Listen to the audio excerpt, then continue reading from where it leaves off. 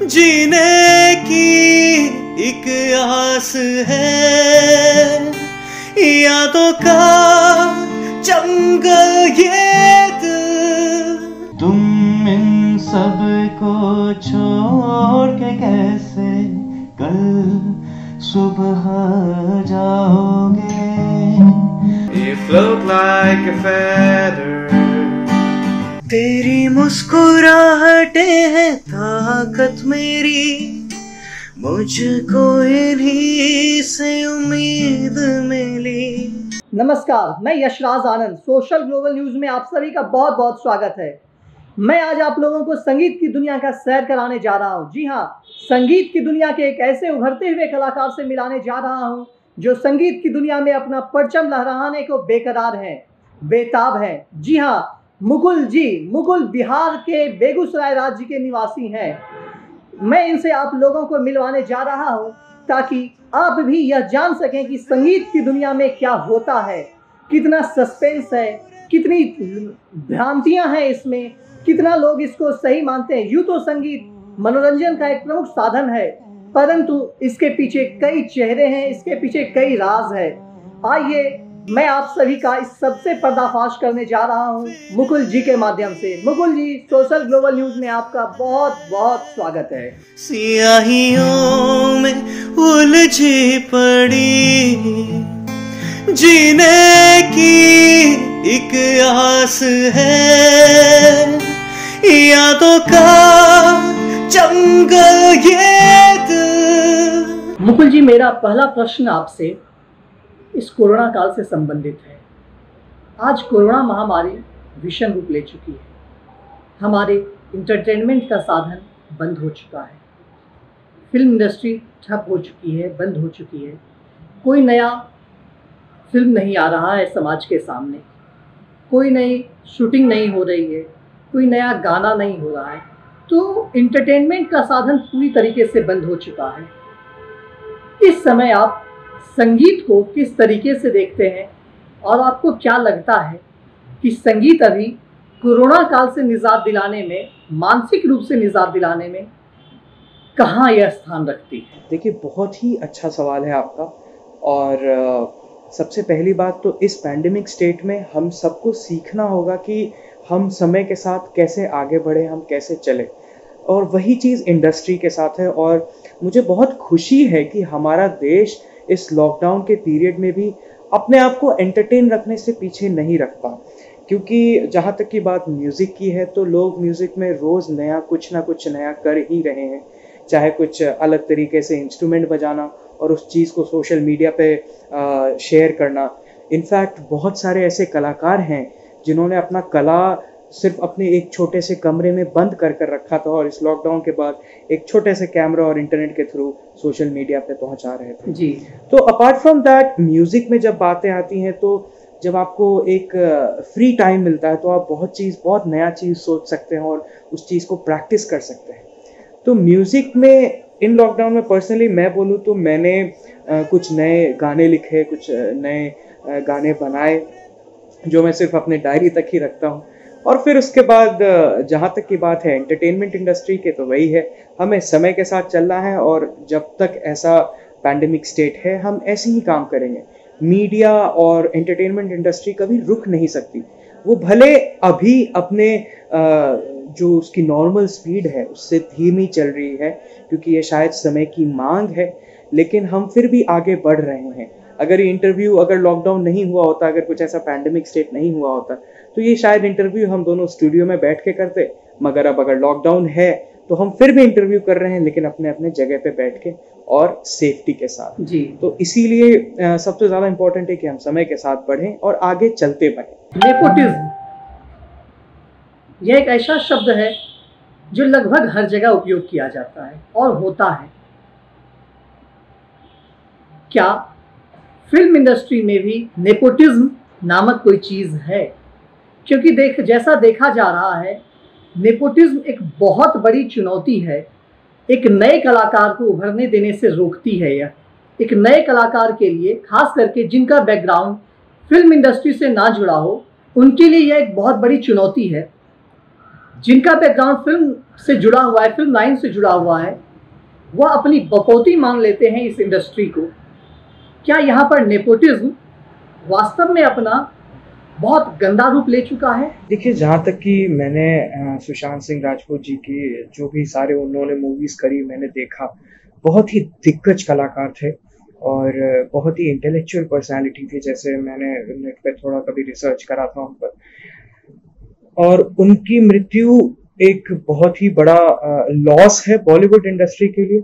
ना कि सिर्फ उनकी मौत, बल्कि मैं कहूँगा फेमस इरफान खान जी और ऋषि कपूर जी, जो कि वेटरन एक्टर्स हैं, और 2020 हम सब के लिए बहुत ही बुरा समय गुजरा है। जहाँ तक की बात है नेपोटिज्म की, या जो आप कह रहे हैं इंटरनल पॉलिटिक्स, सच मैंने आपको बताया मेरी कोई ताल्लुकात है नहीं बॉलीवुड इंडस्ट्री से, जो मुझे मतलब उनके इंटरनल पॉलिटिक्स या जो उनके अंदर हैपनिंग्स में है जो मुझे पता है, और जो भी और सारे न्यूज़ हैं, जो इन्फॉर्मेशन है, मैं उस पे अफर्म नहीं कर सकता क्योंकि उस चीज़ को लेकर एक कोई कंक्रीट एविडेंस नहीं है। और जहाँ तक की बात है जुडिशरी सिस्टम्स की, तो ऑथराइज्ड पर्सनल उस पर इन्वेस्टिगेट कर रहे हैं और आगे हम ज़रूर एक सक्सेसफुल मोड पर पहुँचेंगे जहाँ सब चीज़ सॉर्टेड रहेगी और क्लियर रहेगा हम सबके लिए। मुकुल जी, आपने बेगूसराय से ग्रैंड फिनाले में द्वितीय स्थान प्राप्त किया है। इतना अच्छा स्थान प्राप्त करने के बाद, पूरे बिहार को रिप्रेजेंट करने के बाद, पूरे बिहार में द्वितीय स्थान प्राप्त करने के बाद, आप संगीत के क्षेत्र में अपना करियर किस रूप में देखते हैं? क्या आपको लगता है कि संगीत के क्षेत्र में आप अपना परचम लहरा पाएंगे? हाँ, मैं सबसे पहले तो धन्यवाद करना चाहूँगा अपने माता पिता का और मेरे बड़े भाई का, जिन्होंने मुझे हमेशा सपोर्ट किया है म्यूज़िक में आगे बढ़ने के लिए, मेरे सारे परिवार वालों का। और उससे ज़्यादा इम्पोर्टेंट ये है कि बेगूसराय एक ऐसा जगह है जहाँ पे मैंने अपनी स्कूलिंग करी, और जो बिहार जोन की आप बात कर रहे हैं, हाँ, 2011 में जब मैं BRDAV पब्लिक स्कूल में पढ़ता था, तो यूथ फेस्टिवल में मैं बिहार जोन 1 के मैन ऑफ म्यूज़िक का टाइटल अवॉर्डी था। तो हाँ, इन सब चीज़ों से मुझे मोटिवेशन मिलती है, मुझे एक तरीके का सेंस ऑफ अचीवमेंट मिलता है, और ये मुझे और मोटिवेट करता है कि मैं आगे बढ़ूं और सिंगिंग में एक एस्टैब्लिश्ड करियर बना सकूं आने वाले समय में। मेरे बाद इन्हें भी तो तुम याद बहुत आओगे, तुम इन सब को छोड़ के कैसे कल सुबह जाओगे। जिस तरीके से आज नेपोटिज्म, अरिजीत, सुशांत सिंह, सोनू निगम और अन्य सारे गायक फिल्म इंडस्ट्री से, बॉलीवुड से हटते जा रहे हैं, वहीं आप फिल्म इंडस्ट्री में गायन करना चाहते हैं। आप अच्छे गायक हैं। क्या आपको कभी डर लगता है कि कहीं आपके साथ इस तरीके की घटना ना घट जाए? क्या आप भी कभी इन सब बातों को देखते हैं, सुनते हैं तो भयभीत होते हैं? देखिए, बहुत ही इम्पोर्टेंट क्वेश्चन है और बहुत लोग मुझसे पूछते हैं कि कैसे आगे बढ़ोगे। सबसे इम्पोर्टेंट बात ये है, जैसे मेरे माता पिता मुझे सिखाते हैं, मेरे बड़े भाई बहुत प्रैक्टिकली समझाते हैं इस बात को कि ज़िंदगी जो है वो एक संतुलित तरीके से जीना सीखो और एक संतुलन में चलो। म्यूज़िक मेरे लिए पैशन है और इंजीनियरिंग मेरे लिए एक प्रोफेशन का ज़रिया। जी हाँ, मैं ऐसा नहीं है कि मैं करियर नहीं ढूंढता म्यूज़िक में, मगर उस स्टैब्लिश्ड करियर के साथ एक अगर इंजीनियरिंग की डिग्री रहती है, आप इंजीनियरिंग का काम कर रहे हैं, हालांकि इंजीनियरिंग से मैं आगे बढ़ने की कोशिश कर रहा हूँ, मैं अपने PhD की तरफ ध्यान देने की कोशिश कर रहा हूँ, जैसे मेरा M.Tech ख़त्म हो गया है। तो अगर आप एक स्टैब्लिश्ड पर्सन हैं, तो पढ़ाई जब आप कर रहे हैं तो आपके पास ब्रेक लेने का ज़रिया है, और जब आप ब्रेक लेंगे तो आप कुछ अच्छा कर सकते हैं, और वो म्यूज़िक है मेरे लिए। तो इस तरीके से मैं संगम व संतुलन बनाकर आगे बढ़ रहा होता हूँ, और शायद यही तरीका है जीने का। अब ऐसा महसूस मुझे भी होता है। पहले लगता था कि ऐसा कैसे होगा, मतलब कैसे मैं आगे बढ़ सकूँगा इन सब चीज़ों को लेकर। अब मुझे लगता है कि हाँ, इसी तरीके से आगे बढ़ना ही एक सस्टेनेबल अप्रोच है कि हम कैसे अपने आप को जिंदा दिल रख सकते हैं हम हमेशा अपने। मुकुल जी, आप क्लासिकल संगीत गाते हैं, क्या आपको लगता है कि पुराने क्लासिकल संगीत जो अभी तक चलते आ रही है और आप जो क्लासिकल संगीत गा रहे हैं, इस क्लासिकल संगीत में आप एक नया परचम लहराएंगे, एक नई मुकाम पर पहुंचेंगे, एक नई धारा बनाएंगे इस क्लासिकल संगीत में?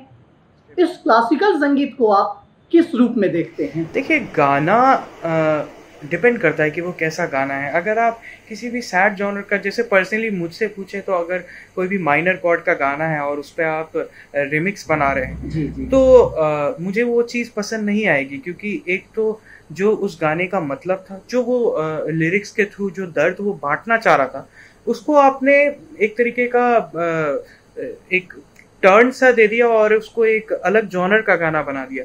तो हाँ, इससे कुछ सॉन्ग्स पे फर्क पड़ता है और कुछ सॉन्ग्स पे मतलब एक नॉर्मल सा लगता है, कुछ चीज़ों पे सूटेड लगता है कि हाँ इस पे सूट कर रहा है रिमिक्स। लेकिन हाँ, हर गानों को रिमिक्स में करना वो थोड़ा सा अनएथिकल पॉइंट मुझे ऐसा लगता है।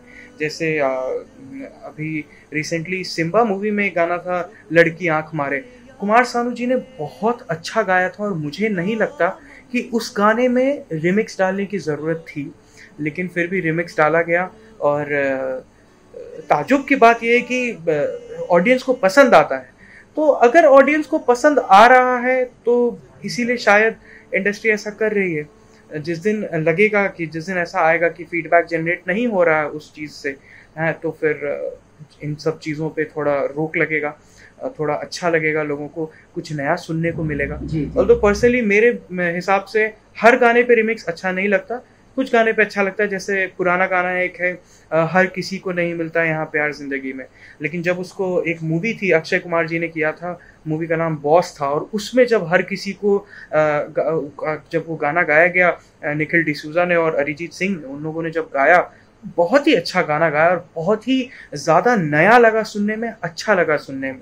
तो एक तरीके का 50-50 का रिस्पॉन्स है कि हर गाने में ज़रूरी नहीं है, लेकिन कुछ गानों में अच्छा लगता है, वैसा बात है। मेरा अगला प्रश्न मुकुल जी आपसे यह है कि गाने में जो आजकल के गाने में जो अरबी शब्दों का इस्तेमाल किया जाता है, अक्सर गाने में अरबी शब्दों का इस्तेमाल किया जाता है, इससे क्या गाने की लोकप्रियता बढ़ जाती है, या गाना किस प्रकार से लोकप्रिय हो जाता है, किस प्रकार से प्रभावित होता है?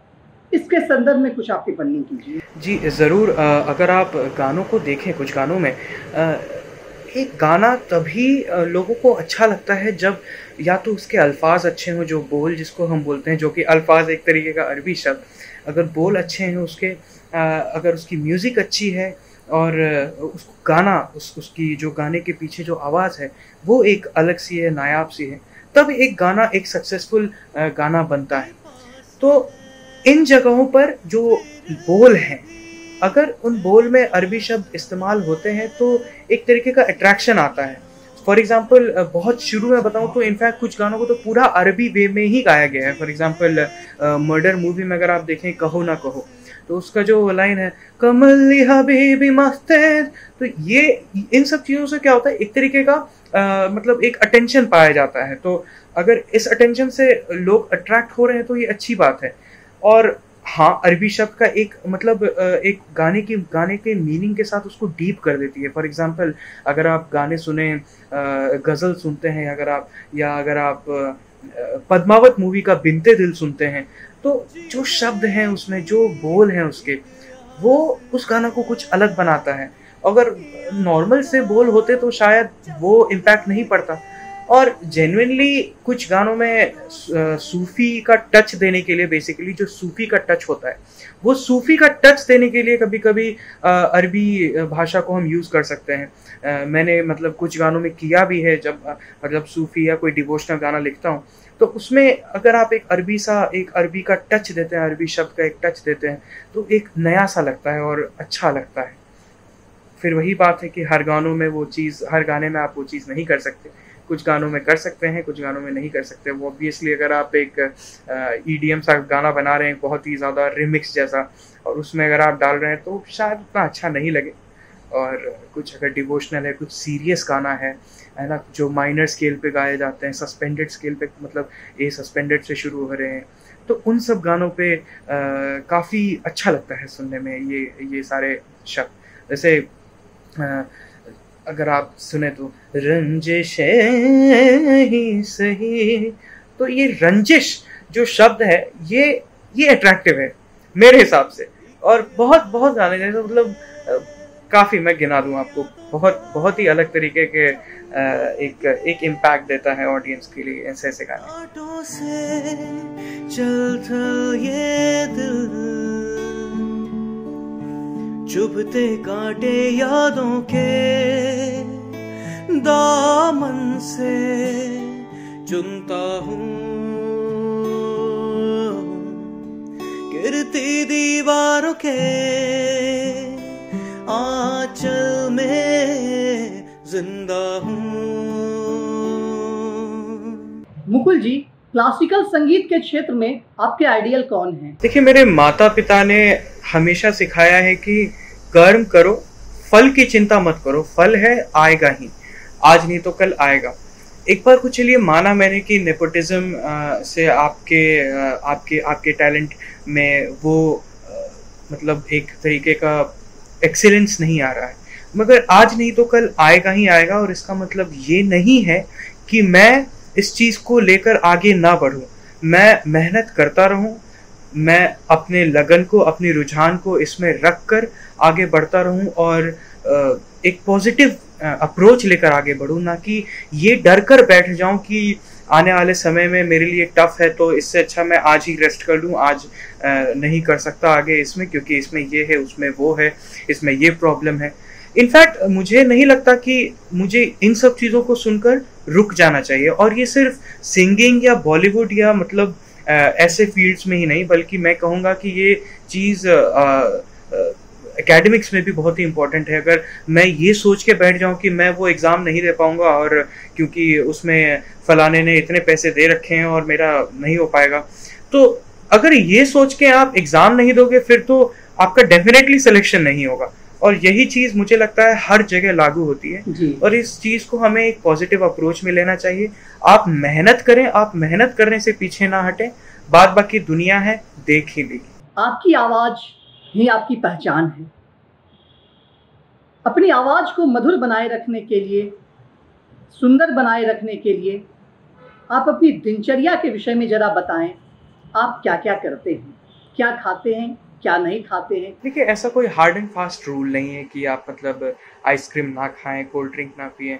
मैं आइसक्रीम भी खाता हूँ, मैं ठंडा पानी भी पीता हूँ, मैं कोल्ड ड्रिंक भी पीता हूँ जी। ऐसा कुछ नहीं है कि ये सब नहीं करना चाहिए या ये करने से ख़राब हो जाएगा। मुझे ऐसा पता नहीं, पर्सनली मुझे ऐसा फील नहीं होता। और जहाँ तक की बात है मेंटेन करने की, हाँ, जब मेंटेनेंस की बात आती है कि आप अपनी आवाज़ को मेंटेन कर रहे हैं, तो जब एक अंदर से फीलिंग आ जाती है या पता चल जाता है, नोशन सा एक आ जाता है कि हाँ आपकी आवाज़ अभी ख़राब होने वाली है, तो आप गरारे कर लो। तो मैं नमक पानी के गरारे करता हूँ उस समय कि हाँ, जब ऐसा लगे।